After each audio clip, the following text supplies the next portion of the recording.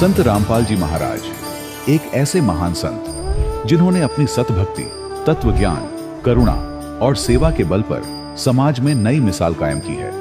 संत रामपाल जी महाराज की अगुवाई में उनके सभी सतलोक आश्रमों से समाज कल्याण के अद्भुत कार्यों ने समाज को सुनहरे भविष्य की एक नई उम्मीद दिखाई है। संत रामपाल जी महाराज से नाम दीक्षा लेने के बाद लाखों लोगों की लाइलाज बीमारियां जैसे कैंसर, एड्स आदि ठीक हुई। संत जी के ज्ञान से प्रेरित होकर उनके अनुयायियों ने लाखों यूनिट रक्तदान किया। संत जी ने लाखों बहन बेटियों का दहेज मुक्त विवाह करवाया।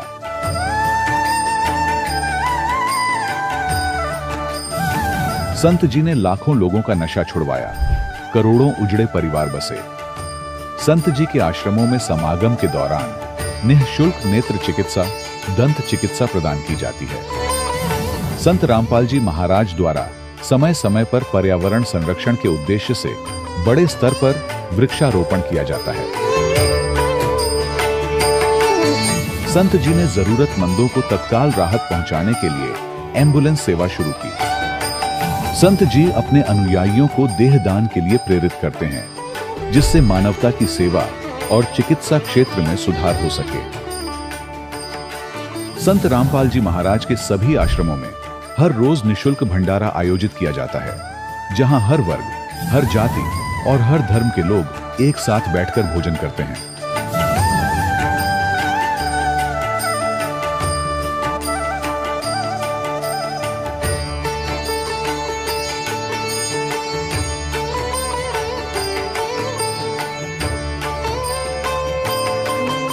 संत रामपाल जी महाराज की अन्नपूर्णा मुहिम ने गरीब और बेसहारा लोगों के जीवन में एक नई ऊर्जा और उम्मीद को जन्म दिया है।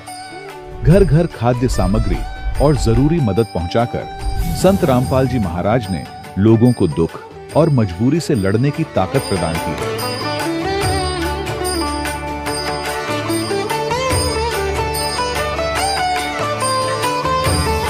संत रामपाल जी महाराज द्वारा गरीब लोगों के लिए घर बनवाने का अद्भुत कार्य एक ऐसी मिसाल कायम कर रहा है जो सदियों सदियों संत जी की उदारता और दया भावना के तौर पर जाना जाएगा।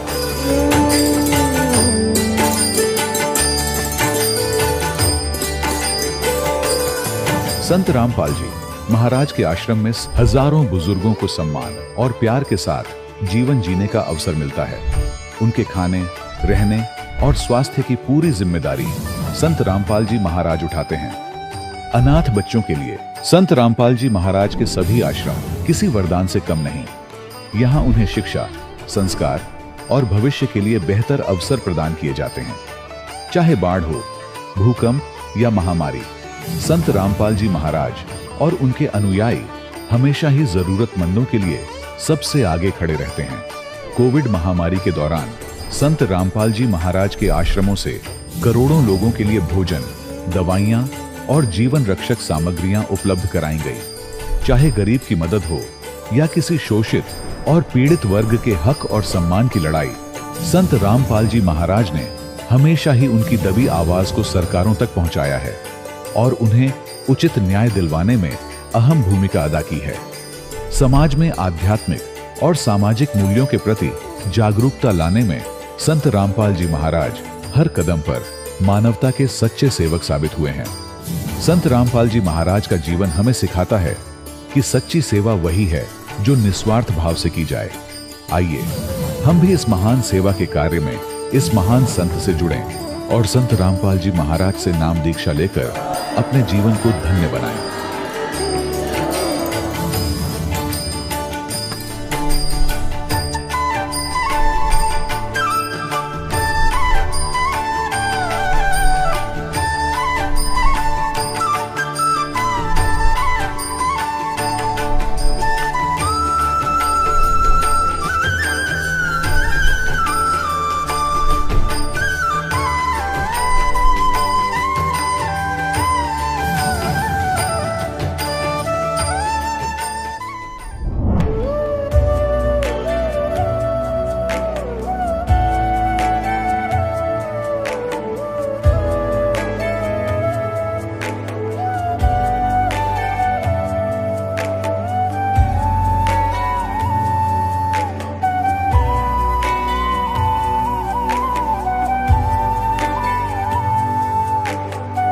पूर्ण परमात्मा पाप कर्म दंड को भी काट सकता है। अभी तक जिस भी संत व महापुरुष से मिले, उन्होंने यही बताया कि पाप कर्म फल भोगने से ही समाप्त होगा। वो प्रभु कौन है जो पाप कर्म को काट देता है, वो काल के बंधन से छुड़वा देता है। उसका क्या नाम है, पूजा की विधि क्या है? कृपया अवश्य सुनिए जगत गुरु तत्वदर्शी संत रामपाल जी महाराज के अमृत वचन। सत साहिब दर्शकों, क्या आपने कभी सोचा है कि जब इंसान अपने जीवन में हर देवी देवता की पूजा कर ले, वह हर तीर्थ स्थल पर माथा टेक ले, लेकिन फिर भी उसकी आर्थिक तंगी और परेशानियां ठीक होने का नाम ही ना ले? दर्शकों, ऐसी ही कहानी थी उत्तराखंड के रहने वाले अजय खरोला जी की। अजय जी ब्रह्मा विष्णु महेश तथा सभी देवी देवताओं की पूजा किया करते थे, लेकिन फिर भी इनके जीवन में बीमारियां इन्हें घेरती जा रही थी। इनका शुगर हमेशा 400 से 450 तक रहने लगा था। लेकिन दर्शकों, आपको यह बात जानकर हैरानी होगी कि आज अजय जी का कहना है कि जब से मैंने संत रामपाल जी महाराज द्वारा लिखित पुस्तक ज्ञान गंगा पढ़ी है, तब से मेरा जीवन पूर्ण रूप से बदल गया है। दर्शकों, आखिर संत रामपाल जी महाराज ने इस ज्ञान गंगा पुस्तक में ऐसा क्या लिखा है कि जो भी इस पुस्तक को पढ़ता है वह ये दावा करने लगता है कि मेरे जीवन की रूपरेखा बिल्कुल बदल गई है। दर्शकों, आखिर इसके पीछे की सच्चाई क्या है? आइए सुनते हैं अजय जी की कहानी, उन्हीं की जुबानी। नमस्कार सर। सत साहिब। सर, क्या नाम है आपका? अजय खरोला। अजय जी, आप कहाँ से हैं? मैं देहरादून से। अजय जी, संत रामपाल जी महाराज जी से नाम उपदेश आपने कब लिया? 24 अप्रैल 2020 को। संत रामपाल जी महाराज जी से नाम उपदेश लेने से पहले आप क्या भक्ति साधना करते थे? मैं आन उपासना करता था ब्रह्मा विष्णु महेश जी की, और इनसे हमारे घर में काफ़ी दिक्कतें, जैसे मैंने आपको बताया कि मैं 28 दिन मांस मछली सब अंडे उंडे सब खाता था, और मेरे शरीर में धीरे धीरे बीमारी बढ़ती गई। और एक समय ऐसा आ गया कि मुझे कमरे में कम बाथरूम में ज़्यादा रहना पड़ता था, और शुगर मेरा 400 से 450 हो गया था। तो फिर क्या कारण बना कि आप संत रामपाल जी महाराज जी की शरण में आए? दरअसल मेरा एक रेस्टोरेंट है, वहाँ एक भगत मेरे साथ काम करते थे, और उन्होंने जब मेरी हालत देखी तो कहा कि भगत जी, आप एक पुस्तक लो ज्ञान गंगा, इसे पढ़ो, और यही पुस्तक है जो आपको ठीक कर सकती है। तो मुझे विश्वास नहीं हुआ कि ऐसा भी कोई कुछ हो सकता है कि एक पुस्तक मुझे ठीक कर सकती है। कुछ दिन बाद लॉकडाउन हो गया, तो मैंने वो पुस्तक, अचानक प्रेरणा हुई परमात्मा संत रामपाल जी महाराज की कि यही पुस्तक मुझे ठीक कर सकती है। तो मैंने वो पुस्तक निकाली, और जैसे जैसे मैं उस पुस्तक के एक एक पेज को पढ़ता गया, वैसे वैसे संत रामपाल जी महाराज की ऐसी प्रेरणा हुई कि मुझे अंदर से आभास हुआ कि मैं इस किताब से ही ठीक हो सकता हूँ, बाकी कोई डॉक्टर मुझे ठीक नहीं कर सकता। पुस्तक के माध्यम से ही हम संत रामपाल जी की शरण में आए। सर, संत रामपाल जी महाराज जी से नाम उपदेश लेने के बाद आपको क्या क्या लाभ मिले? सर, जो मेरा आपको बताया मैंने अभी कि जो मेरा शरीर बिल्कुल ख़राब हो गया था यहाँ से नीचे, तो जब मैंने संत रामपाल जी की शरण में मैं आया, तब मैं जैसे जैसे परमात्मा जी ने मुझे वो भक्ति बताई, तो 21 दिन में मुझे लाभ होना प्रारंभ हो गया था। और मैंने ऐसा कोई हॉस्पिटल नहीं था देहरादून के अंदर जहाँ मैंने इलाज नहीं कराया। जिसने जो बताया, किसी ने कहा कि नीम के पेड़ से पत्ते लाओ, उन्हें पीसो, उन्हें पियो, तो मैंने वो भी किया। डॉक्टर दून में और कोऑर्डिनेशन में भी मैंने कई डॉक्टर से दवाई खाई, और 8-9 महीने तक मैं बता रहा हूँ कि मैं कमरे के अंदर कम और बाथरूम में ज़्यादा रहता था। परेशानी इतनी बढ़ गई थी कि मुझे पेशाब हर आधा 1 घंटे बाद स्टार्ट हो जाता था। मेरा शरीर बिल्कुल गल गया था नीचे से, जो चाकटे होते हैं उनसे मेरे पीप निकलने लग गया था। और मैंने कई तरह की दवाई की, फिर भी ठीक नहीं हुई। और जैसे ही मैंने संत रामपाल जी महाराज का जो उन्होंने भक्ति विधि बताई और जो नाम दिया, उस नाम की वजह से 21 दिन में परमात्मा संत रामपाल जी की कृपा से वो बीमारी धीरे धीरे कम होती गई, और 21 से 22 दिन में मैं काफ़ी रिलैक्स महसूस करने लग गया। आज सर बिल्कुल निशान, वहाँ पे निशान भी नहीं है। और आप यकीन नहीं करोगे सर कि मेरा शुगर लेवल भी बिल्कुल सही हो गया। सर लाभ तो बहुत है, जैसा कि मैं बहुत मतलब मैं एक छोटी सी दुकान थी मेरी, और धीरे धीरे मालिक की ने ऐसी रजा की कि आज परमात्मा की दया से मेरे 8 दुकानें हैं और 2 मकान हैं।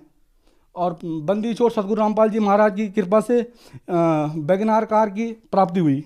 और शारीरिक लाभ, और जैसे कि मेरे 2 बच्चे हैं भगत जी, और परमात्मा जी की कृपा से टीचरों ने साफ कह दिया था कि ये बच्चे बिल्कुल पढ़ने में बिल्कुल कमज़ोर हैं और इनको इसी क्लास में रख दिया जाएगा।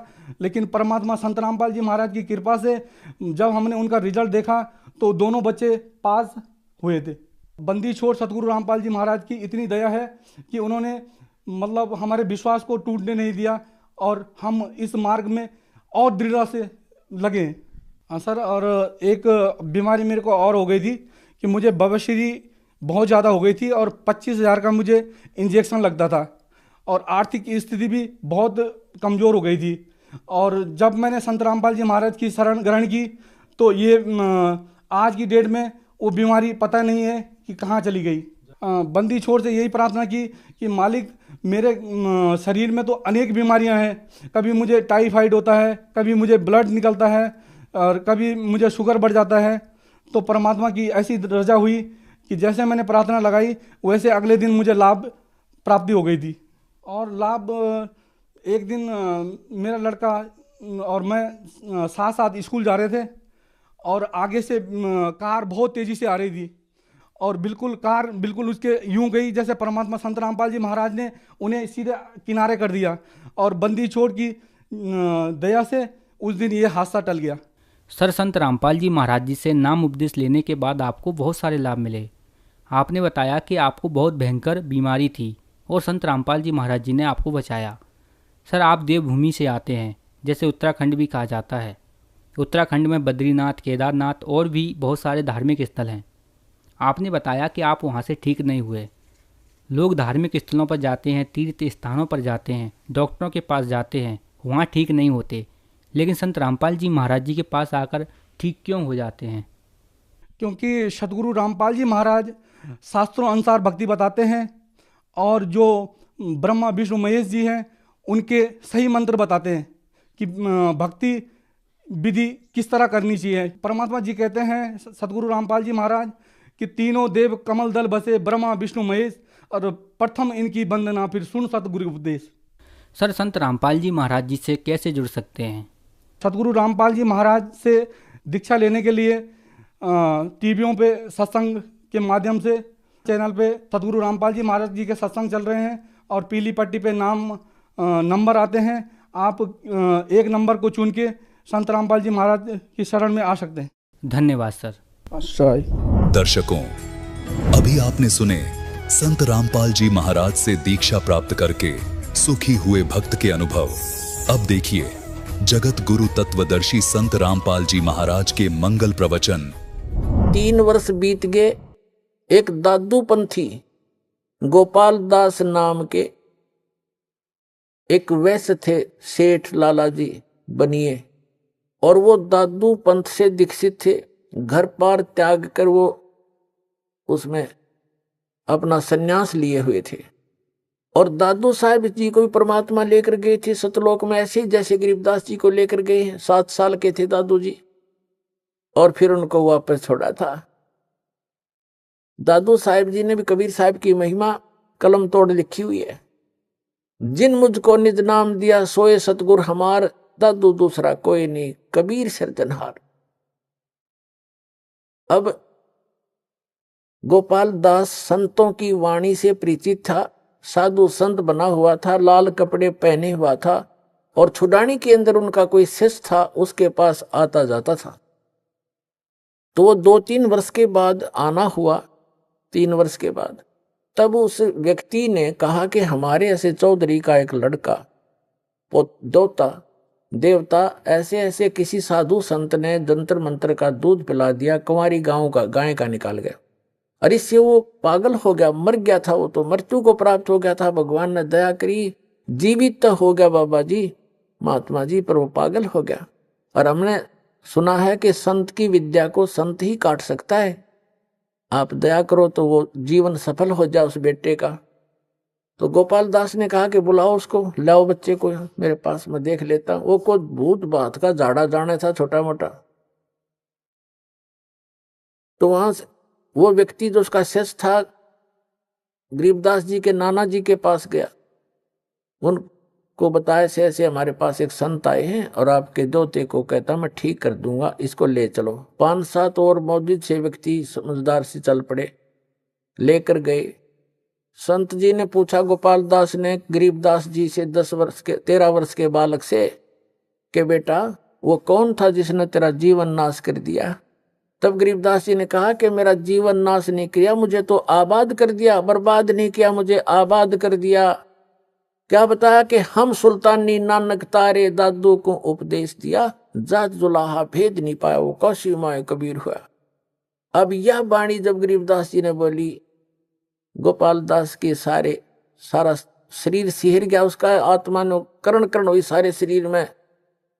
कैसी गजब की वाणी बोल दी कि मैं और अब्राहम अदम सुल्तान और नानक देव जो सिख धर्म के प्रवर्तक हैं, इसके बारे में बताया कि हम सुल्तानी नानक तारे और दादू को उपदेश दिया। नानक साहिब जी को भी परमात्मा स्वयं आकर के बेई नदी से लेकर गए थे, फिर उनको तीसरे दिन वापस छोड़ा था। तो इसी प्रकार बताया कि हम सुल्तानी नानक तारे दादू को उपदेश दिया। तो आपके दादू जी को भी वही कबीर साहब मिले थे, सतलोक लेकर गए थे, वापस छोड़ा था। और जात जुलाहा भेद नहीं पाया, वो कांसी माए कबीर हुआ। अब फिर क्या कहा कि अनंत कोट ब्रह्मांड का एक रति निभार और सतगुरु पुरुष कबीर हैं, ये कुल की सिरजनार। अपनात्माओं वो 65 साल का बूढ़ा वृद्ध गोपाल दास और 13 वर्ष के बालक के आगे हाथ जोड़ कर खड़ा हो गया और कहने लगा महाराज जी ये अमृत वाणी लिखवा दो, लिपिबद्ध करा दो, ये तो आने वाले समय में कलयुग के जीवों का उद्धार करेगी। आप तो आंखों देखी, आप तो भगवान को मिलकर आए हो। अब गरीबदास जी चल पड़े, 10-13 वर्ष के बालक और पीछे पीछे 65 साल का वृद्ध महात्मा करबद्ध होकर कहा महाराज अर्ज करता हूं, दया करो। अब गांव वाले ने सोचा भाई इस बच्चे में तो को बड़ी ये बला बढ़ रही है, बाबा जी का भी असर हो गया, जिसके पीछे पीछे हो लिया। अब उन्होंने सोचा इस बच्चे में कोई भयंकर भूत प्रेत है जिसका असर बाबा जी का भी हो गया, संत का। लेकिन वो संत ते पारखू था, लाल की पहचान जानता था, उसने लोक लाज नहीं करते, महापुरुष भक्त अपना कल्याण ही आधार में बनाते। तीसरे दिन जाके गरीबदास जी ने कहा कि महात्मा जी जब संपूर्ण लिखो तो मैं लिखवाऊं, बीच में छोड़ के जाओ तो मैं नहीं लिखवाऊंगा, तुझे पाप लगेगा। तो उसने कहा गोपाल दास ने जी मैं तो बाल बच्चे त्याग के और केवल विराग ले रहा हूं, संन्यास ले लिया, मेरा कोई काम नहीं, आप दया करो मेरे ऊपर, मैं पूरा लिखूंगा, मैं लिखना जानता हूं, मेरा बनिए के घर जन्म है। तब गरीबदास जी के एक बेरी का बाग था, बड़बेरी बेरी का, उसके अंदर एक जांडी का पेड़ था, उसके नीचे बैठकर गरीबदास जी बोला करते और गोपाल दास लिखा करते थे। तो पुण्यात्माओं ये जो समागम है ये उस शुभ दिन के उपलक्ष्य में है जिस दिन परमात्मा ने ये अनमोल रत्न आपको दिया, जो आज आपके ऊपर ये दास बखेर रहा है। इसको स्वीकार करो और अपना कल्याण कराओ। सत्संग के अंदर आने से पुण्यात्माओं को, भक्त आत्माओं को मनुष्य जीवन के उद्देश्य का ज्ञान होता है। जब तक हम सत्संग नहीं प्राप्त करते, सत्संग नहीं सुनते, तो हम अपने दैनिक कार्यों को जो हम कर रहे होते हैं उन्हीं को अंतिम मान बैठते हैं। और सत्संग के अंदर परमात्मा की महिमा बताई जाती है, मनुष्य जीवन के मूल कर्तव्य को याद दिलाया जाता है। पुण्यात्माओं आज का जो सत्संग समागम प्रारंभ हुआ है ये एक विशेष महत्वपूर्ण दिवस है फाल्गुन उतरते की द्वादशी, इस दिन परमात्मा स्वयं आकर के अपनी प्यारी आत्मा आदरणीय गरीबदास साहिब जी गांव छुड़ाने जिला झज्जर हरियाणा वाले को मिले थे। आदरणीय गरीबदास साहिब जी ने परमात्मा से परिचित होकर के सतलोक को आंखों देखा, भगवान को, परमात्मा को, अल्लाह गॉड को अपनी आंखों देखा, और जहां वो परमात्मा रहता है उस स्थान को देखा। और पुण्यात्माओं, एक आश्चर्य की बात है, आज तक के इन महापुरुषों को छोड़कर जिनको भगवान स्वयं परमात्मा आकर मिले, सचखंड लेकर गए, सतलोक लेकर गए और फिर वापस पृथ्वी पर अपने गवाह बनाकर, साक्षी बनाकर छोड़ा, उनके अतिरिक्त सभी ने परमात्मा को निराकार बताया है, बॉडीलेस बताया है, उसका कोई काया नहीं है। पुण्यात्माओं, जिन महापुरुषों ने परमात्मा को देखा और उन्होंने परमात्मा की सारी महिमा आंखों देखी, बताई, और हम इन नकली गुरुओं के द्वारा इतने भ्रमित कर दिए गए। भगवान की महिमा उन महापुरुषों ने हमें बताने की, समझाने की चेष्टा की, वो हमारे गले उतरी नहीं। अब जैसे आदरणीय गरीबदास साहिब जी ने कहा कि अनंत कोटि ब्रह्मांड का एक रति नहीं बाहर, और सतगुरु पुरुष कबीर हैं ये कुल के सिरजनहार। कौन कबीर? वो भी क्लियर किया, हम सुल्तानी नानक तारे दादों को उपदेश दिया, जात जुलाहा भेद न पाया वो काशी महे कबीर हुआ। अपने आत्माओं, नानक साहिब जी ने उस परमात्मा को आंखों देख करके आश्चर्यचकित होकर के नीचे आकर देखा, एक जुलाहे एक दानक के रूप में बनारस में कपड़ा बुन रहे थे।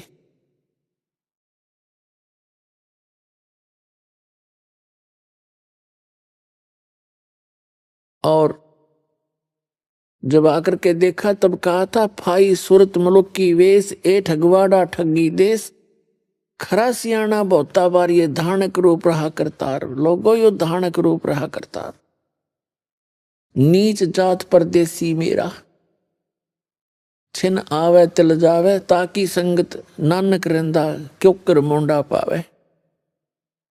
पृष्ठ नंबर 24 पे लिखा है गुरु ग्रंथ साहिब के अंदर, फाई सूरत मुलुक की वेश, ए ठगवाड़ा ठगी देश, खरा सियाणा बहुता बार ये धानक रूप रहा करतार।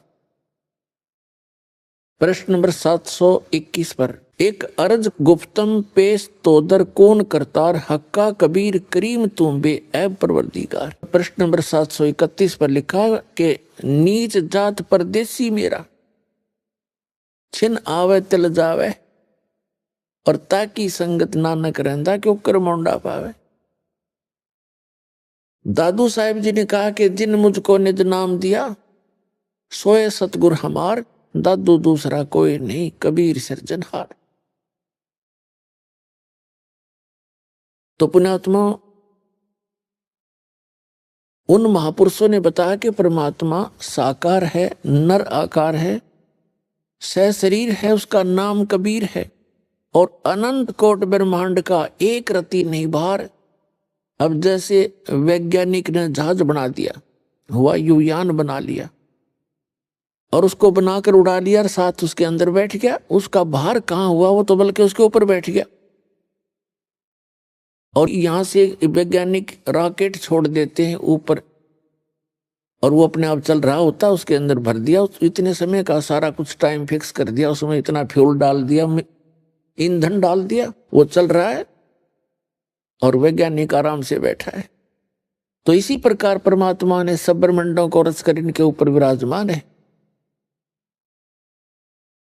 अनंत कोट ब्रह्मांड का एक रति नहीं भार, और सतगुरु पुरुष कबीर हैं ये कुल के सिरजनहार। तो पुण्यात्मा परमेश्वर कबीर जी की महिमा को गरीबदास साहिब जी ने आंखों देखा, परमात्मा से प्राप्त सारे ज्ञान के आधार से फिर ये ज्ञान बताया आप जी को, हम सबको। क्या बताया कि झांकी वे कबीर की, नानक की तीवा, और वह सिखा के गल पड़ी कौन छुटावे था। कि बेई नदी से स्वयं सतपुरुष अकाल मूर्त वो कबीर भगवान, कबीर हक्का कबीर जिंदा महात्मा के रूप में आकर नानक साहिब जी को मिले थे और उन्होंने नहाने के लिए डुबकी लगाई थी, वो अंतर ध्यान कर दिए। उनके शरीर को कहीं बाहर रख दिया, अब स्ट्रीम में ऊपर की तरफ जिधर से जल आ रहा था उधर किसी का ध्यान नहीं गया कि इधर कैसे जा सकता। तो वहां के उपस्थित व्यक्तियों ने मान लिया था नानक जी डूब गए दरिया में। वो खोद रहे थे डाउन स्ट्रीम में और उनका शरीर रखा था अप स्ट्रीम में, कहीं दूर जंगल में। वहां सुरक्षित छोड़कर परमात्मा पहुंच ले गए उनकी आत्मा को, प्यारी आत्मा को सचखंड दिखाया। और वहां फिर देखा अनंत कोट ब्रह्मांड के सिंहासन पर वही जिंदा वाला महात्मा वाला रूप तेजों में शरीर वहां विराजमान हो। फिर उनको बताया कि मैं बनारस के अंदर काशी में कबीर नाम से एक जुलाहे का काम करता हूं और वहां आना प्यारी आत्मा तुम्हें सत्यनाम दूंगा। फिर जब वापस नानक साहिब जी तीसरे दिन शरीर में आए, उठकर चल पड़े। पहली उदासी उन्होंने बनारस की और वहां सभी व्यक्तियों से, जितने भी संत महात्मा वेल नोन थे, उनसे प्रश्न करते हुए जा रहे थे कि ब्रह्मा विष्णु महेश के माता पिता कौन है, क्योंकि परमात्मा ने उनको सारा ज्ञान समझा दिया था, सृष्टि रचना तक का ज्ञान खूब दे दिया था। कोई भी इस प्रश्न का उत्तर नहीं दे पा रहे थे। रामानंद जी के पास पहुंचे वेल नोन सुप्रसिद्ध एक महर्षि कहलाया करते थे ब्राह्मण, उनसे भी यही प्रश्न किया। तब उन्होंने बताया कि खुद परमात्मा आए हैं इस पृथ्वी पर और रामानंद जी को भी परमात्मा ऐसे लेकर गए थे सचखंड में और फिर उनको वापस छोड़ा था। तब स्वामी रामानंद जी ने यही कहा था कि दो ठोर है एक तू भया एक से दो, गरीबदास हम कारणे तुम आए हो मगजो। तब उन्होंने बताया कि वो परमात्मा स्वयं यहां आए हुए हैं और एक जुलाहे के रूप में, धानक के रूप में लीला कर रहे हैं। उनको पहचानना हास्य खेल नहीं है, आम व्यक्ति नहीं पहचान सकता उनको, वो स्वयं परमात्मा है।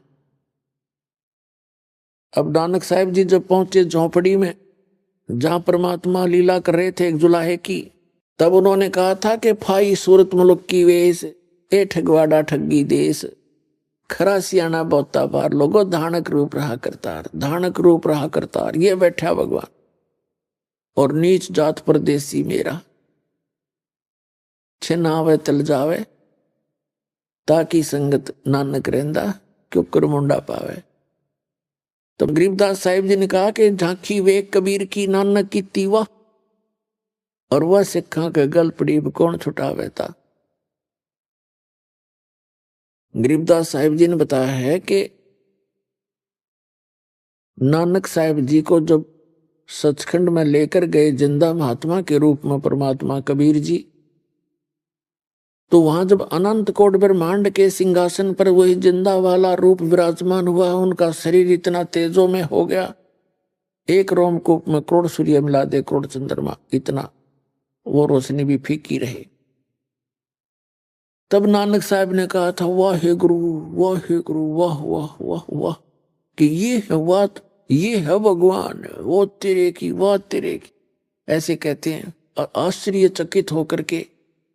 तो गरीबदास जी ने कहा है कि झांकी वेख कबीर की, झांकी मीन एक नजारा, जैसे 26 जनवरी गणतंत्र दिवस के ऊपर प्रत्येक स्टेट, प्रत्येक प्रांत अपने अपने राज्य की झांकियां निकालते हैं, झांकी।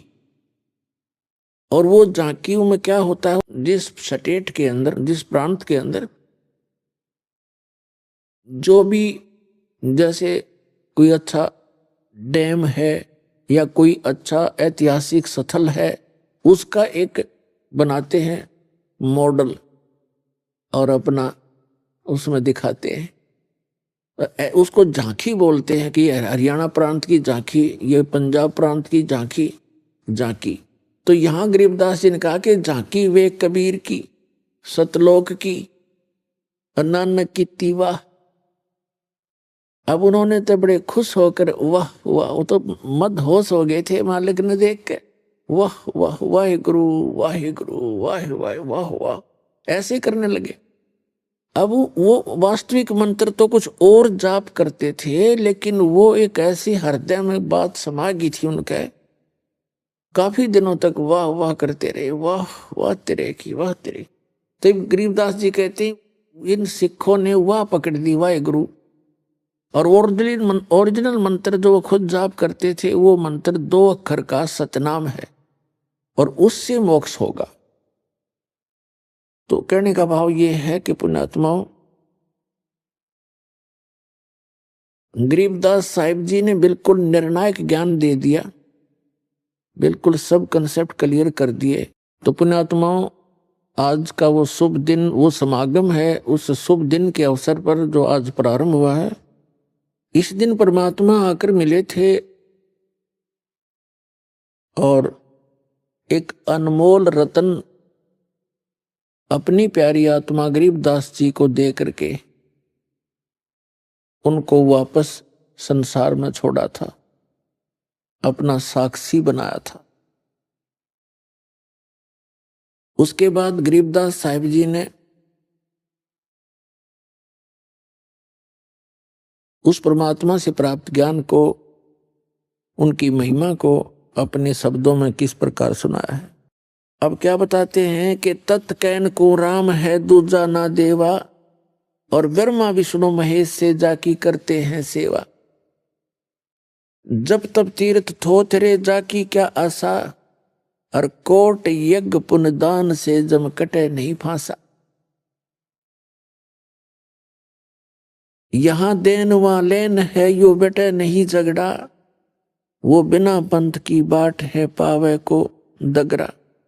जब तब तीर्थ थोथरे जाकी क्या आशा, कि ये जब अन्य नामों के एक सतनाम को छोड़कर उसका जप तप करते रहो, उससे कोई लाभ नहीं।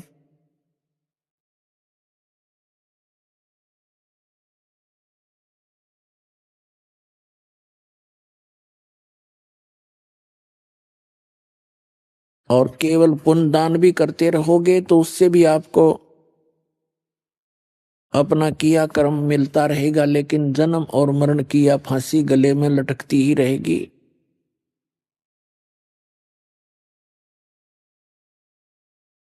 उसके लिए क्या बताते हैं परमात्मा,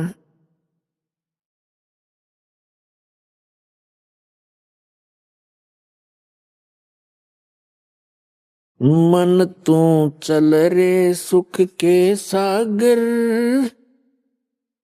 जहां शब्द सिंधु रत्नागर। गरीबदास साहिब जी ने बताया है कि हे मन,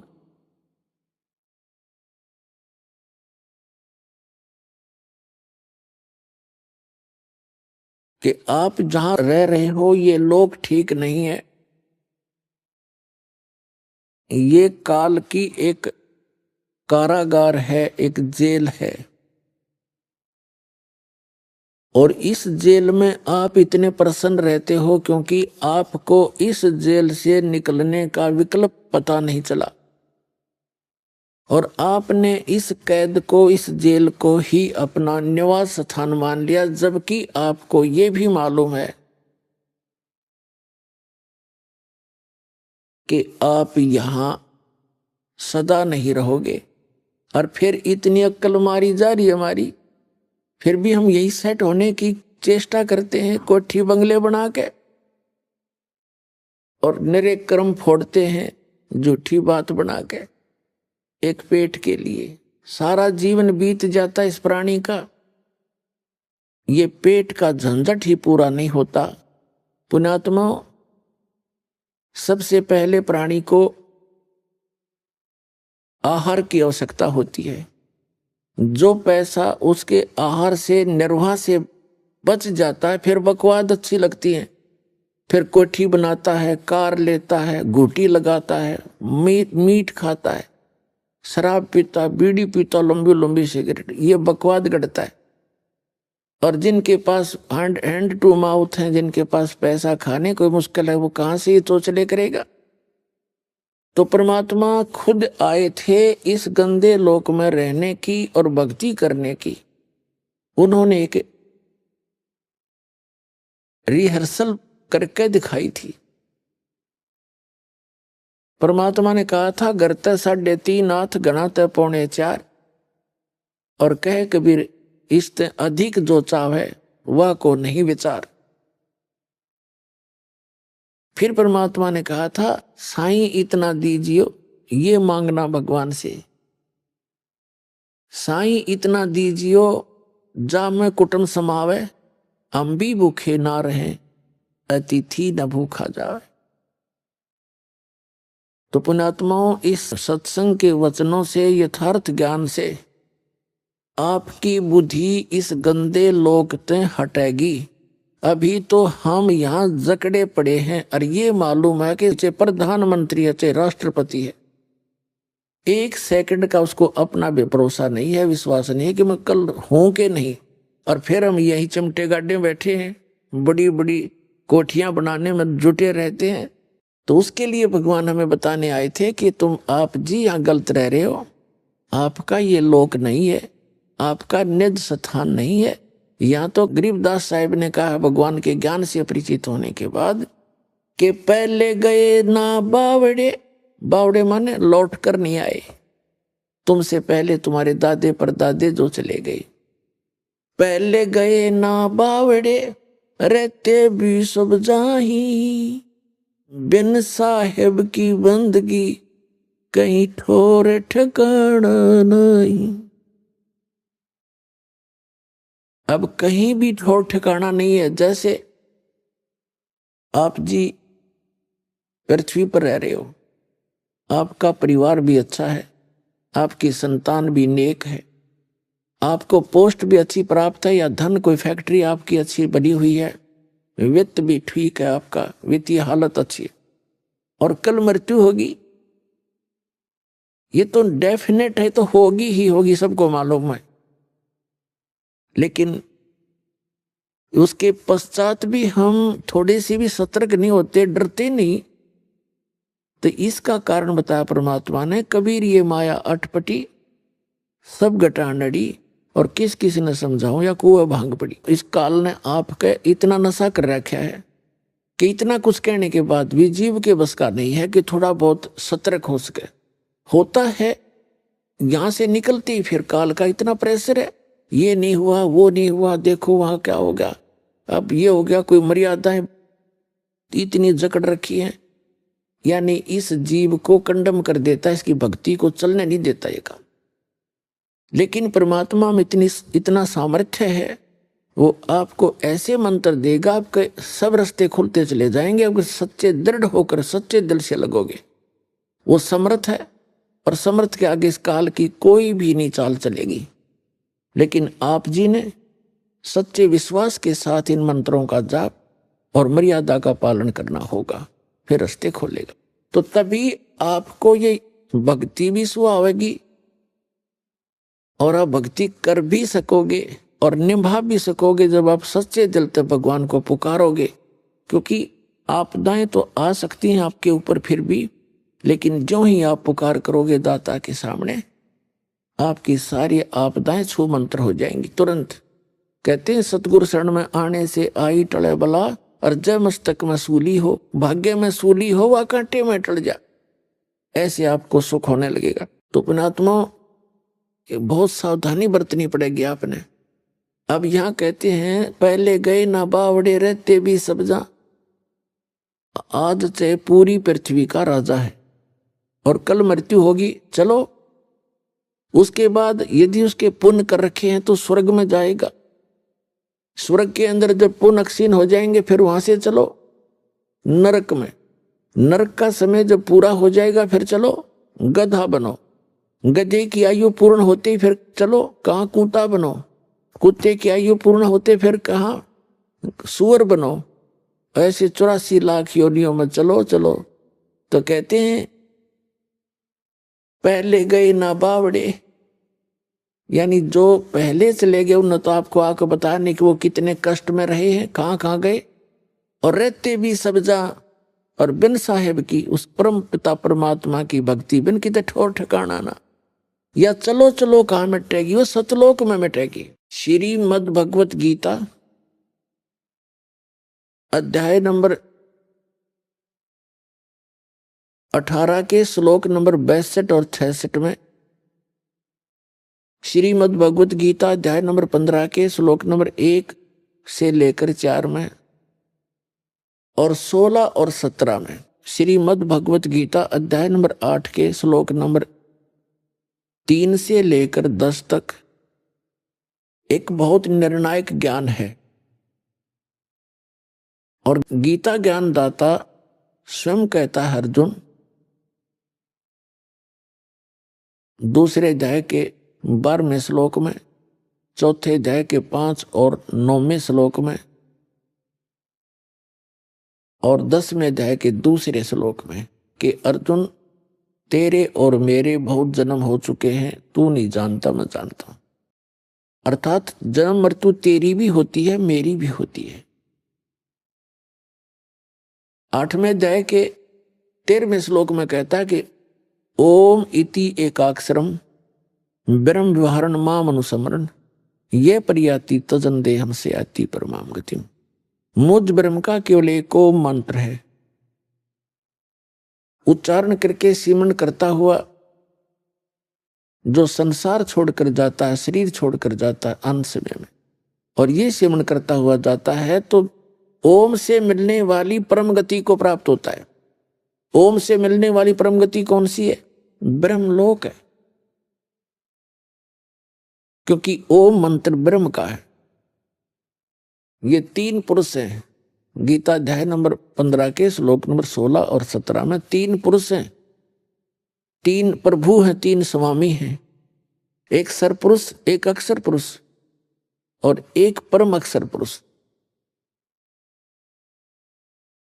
तो इन तीनों के ही मंत्रों का, तीनों ही की भक्ति से और इन तीनों के ही जाप से हमारा कल्याण होगा। वो मंत्र की विधि भिन्न है। तो इसमें क्या बताया है कि सरपुरुष जो है ये ब्रह्म है, अक्षर पुरुष वो परब्रह्म है, सरपुरुष ये ब्रह्म है जो गीता का ज्ञान श्री कृष्ण जी में प्रवेश करके बोल रहा है। ये 21 ब्रह्मांड का स्वामी है। 21 ब्रह्मांड।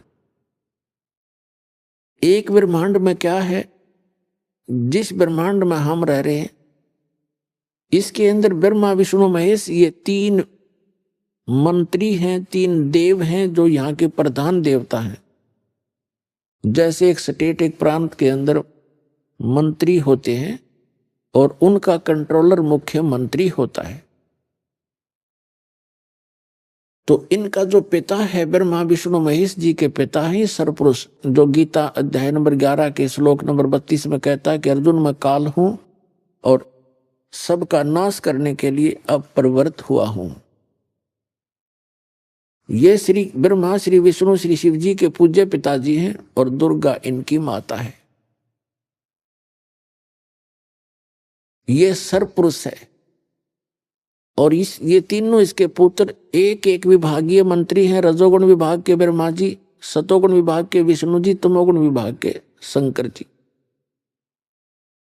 और एक ब्रह्मांड के अंदर क्या है कि 14 लोक और 3 लोक ये अलग से, और ब्रह्मा विष्णु महेश 33 करोड़ देवता, 88,000 ऋषि, और ये 14 लोक, ब्रह्मलोक आदि आदि। ये देखिएगा एक ब्रह्मांड का चित्र दिखाते हैं आपको, एक ब्रह्मांड का लघु चित्र अब यहां दिखाते हैं आपको। एक ब्रह्मांड के अंदर ये सामग्री है, ये नीचे के पाताल लोक, तलातल, रसातल, सूतल, अतल, महातल, वितल, ये लोक, और ये पृथ्वी लोक, शिव जी का लोक, ब्रह्मा जी का लोक, विष्णु जी का लोक, ये स्वर्ग लोक और नरक इकट्ठा ही है। ये इंद्र का लोक, ये धर्मराय का लोक जो न्यायाधीश है उसका लोक, एक मानसरोवर है, ये है ब्रह्मलोक, ये ब्रह्मलोक है। इतना ये ब्रह्मलोक, इस ब्रह्मांड के अंदर एक अलग से स्थान है। ये दुर्गा का लोक इस ब्रह्मलोक के अंदर ही बाहर एक समुद्र के टापू में है, एक टापू है समुद्र में। ये काल ने नकली सतलोक, महाइंद्र का द्वीप, नकली सतलोक, नकली अलखलोक, डुप्लीकेट अगमलोक और अनामी लोक की रचना कर रखी है। ये शपथपुरी है, ये 88,000 द्वीप हैं, और ये यहाँ एक विशेष गुप्त स्थान है इस काल भगवान का। ये 3 स्थान बनाकर रहता है, एक रजोगुण प्रधान क्षेत्र है, एक सतोगुण प्रधान क्षेत्र है, और एक तमोगुण प्रधान क्षेत्र है। इसमें ये स्वयं जब रहता है, दुर्गा इसकी पत्नी है, दुर्गा जी इसको यहां रखता है।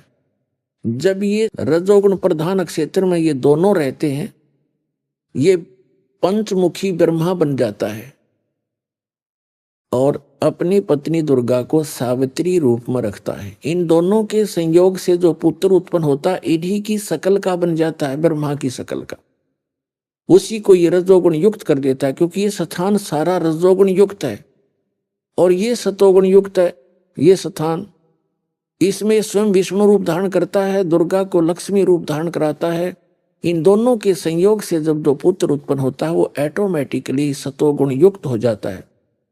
ये एक तमोगुण प्रधान क्षेत्र है, इसमें ये स्वयं इस रूप में रहता है और दुर्गा को पार्वती रूप में रखता है। इन दोनों के संयोग से जो पुत्र उत्पन्न होता है, इसकी शकल का बन जाता है और वो तमोगुण युक्त हो जाता है। ये इस प्रकार एक ब्रह्मांड की ये सारी सामग्री समझो। फिर इन तीनों पुत्रों को ये जो इसी की शकल के होते हैं, इनको नीचे एक एक द्वीप दे देता है। इनकी राजधानियां भिन्न भिन्न है।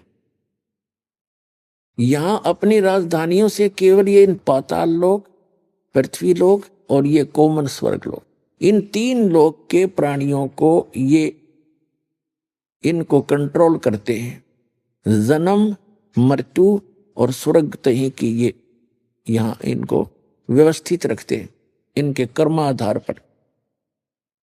अपुनात्मा रजोगुण क्षेत्र, तमोगुण क्षेत्र और सतोगुण प्रधान क्षेत्र कैसे होते हैं? जैसे किसी मकान के अंदर, किसी महल में, किसी घर में 3 कक्ष हों। एक कक्ष में, एक कमरे में अश्लील चित्र लगे हों बेहुदे, तो उसमें जो व्यक्ति भी जाएगा उसकी वैसी ही वृत्ति, वैसे ही विचार और वैसी ही भावना उसकी बनी रहेगी जब तक उस कक्ष में और उन चित्रों पर उसकी नजर रहेगी। उसमें एक विशेष गुण उत्पन्न रहेगा, उसके बस की बात नहीं। और दूसरे कक्ष में लगा रखी है साधु संत फकीरों की, महात्माओं की चित्र। तो वहां जाने के बाद उस व्यक्ति का, उन महापुरुषों के चेहरों को देखकर, उनकी महिमा को याद कर करके उसका एकदम शांत सा रूप हो जाएगा, आत्मा शांत हो जाती है।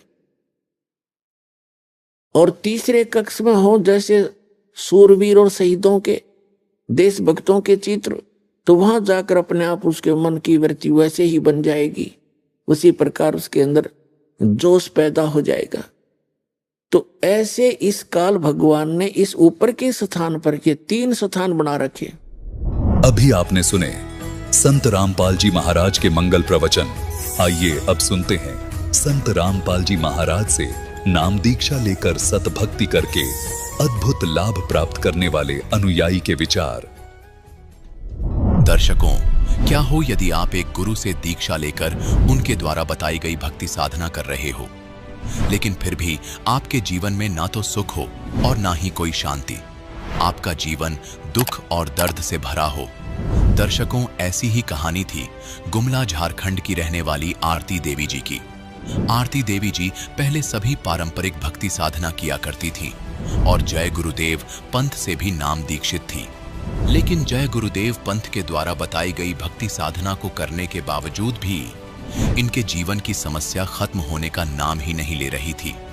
लेकिन आज आरती देवी जी का कहना है कि जब से मैंने संत रामपाल जी महाराज द्वारा लिखित पुस्तक ज्ञान गंगा पढ़ी है, तब से मेरा जीवन पूर्ण रूप से बदल गया है।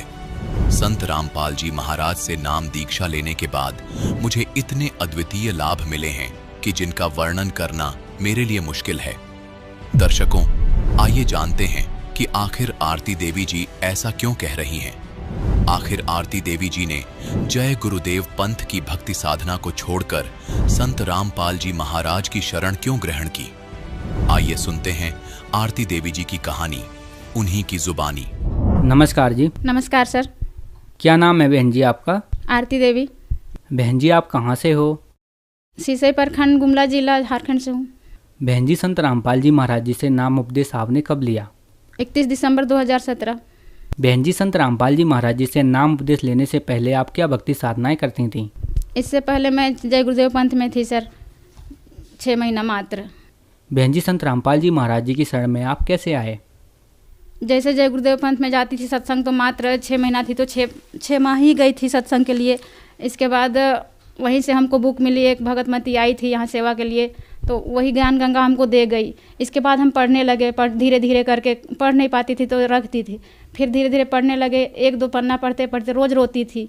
ऐसा में हमको लगा कि ये ज्ञान बहुत अच्छा है और मेरे आंखों से आंसू क्यों बहते हैं। ये सोच के मैं जाके दोनों बच्चा लेके चली गई। मैं यहाँ नज़दीकी नामदान केंद्र है खूटी, वहाँ जाके मैं नाम दीक्षा मैं भी ले ली और दोनों बच्चों को भी दिला दी। तत्वदर्शी संत रामपाल जी महाराज से नाम दीक्षा हम लोग लिए।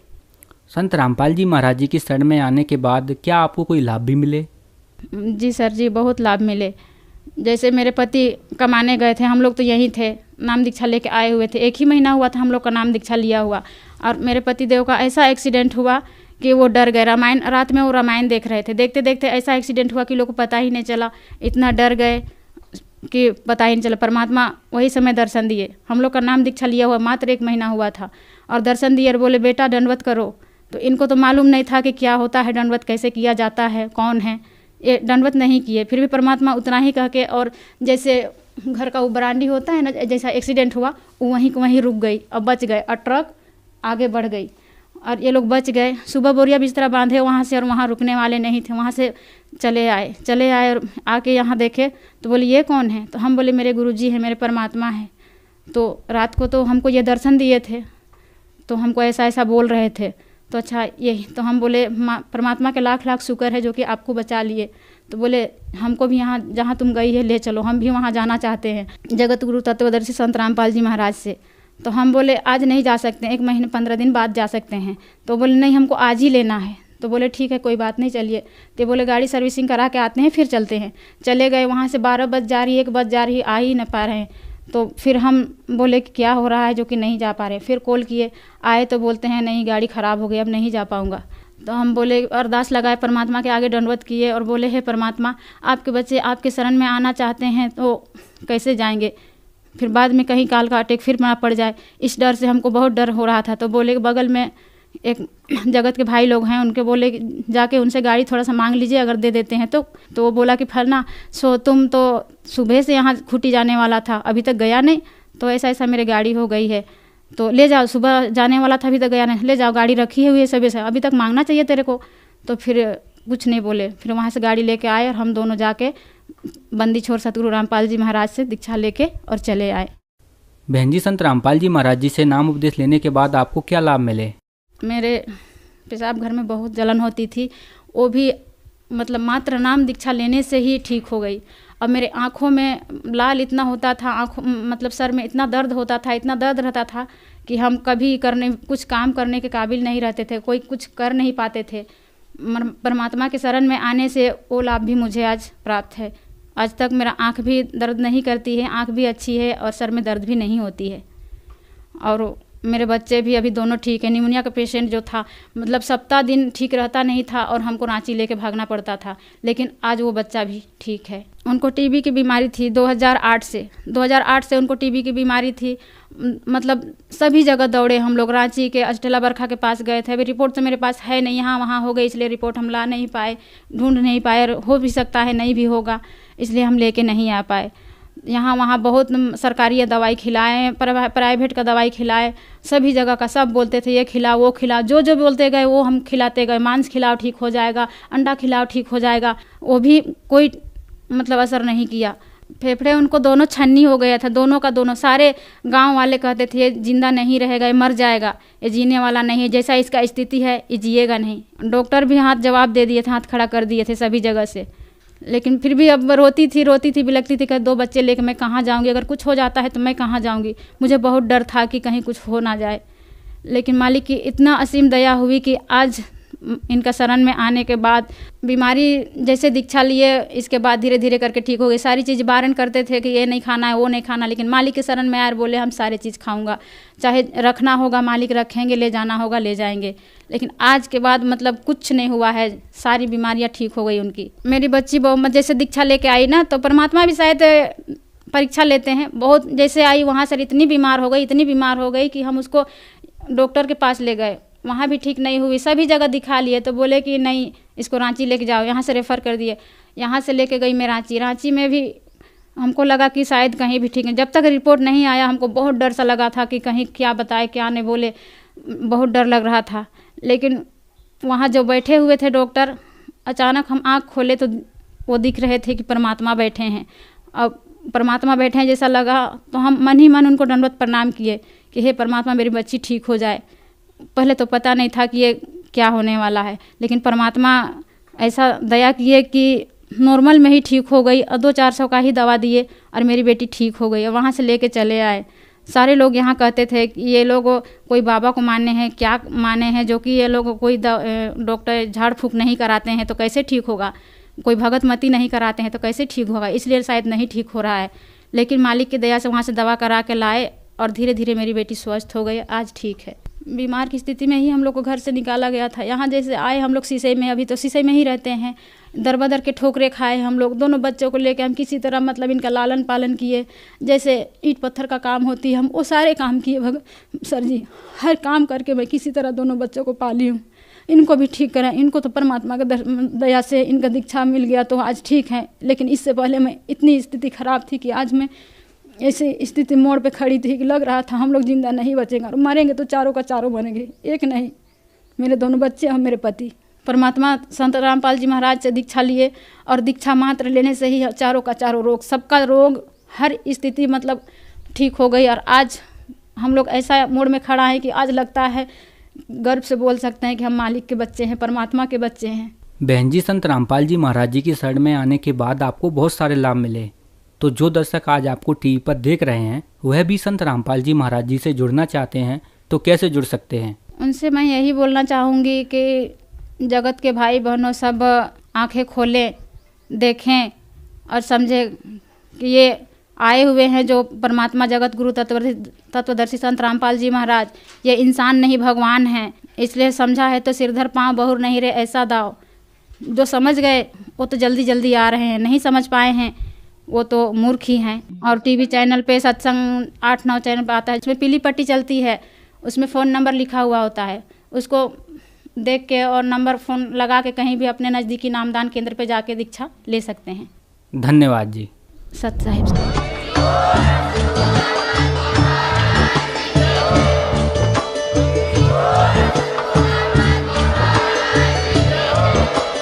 आप सुन रहे थे जगत गुरु तत्वदर्शी संत रामपाल जी महाराज जी के मंगल प्रवचन। अधिक जानकारी के लिए विजिट कीजिए हमारी वेबसाइट www.jagatgururampalji.org। संत रामपाल जी महाराज जी के शुभ आशीर्वाद से पूरे विश्व भर में 500 से भी ज्यादा नाम दीक्षा केंद्र हैं, जिन पर संत रामपाल जी महाराज जी द्वारा ऑनलाइन निशुल्क नाम दीक्षा दी जा रही है। अपने नजदीकी नाम दीक्षा केंद्र का पता करने के लिए संपर्क करें 8222880541।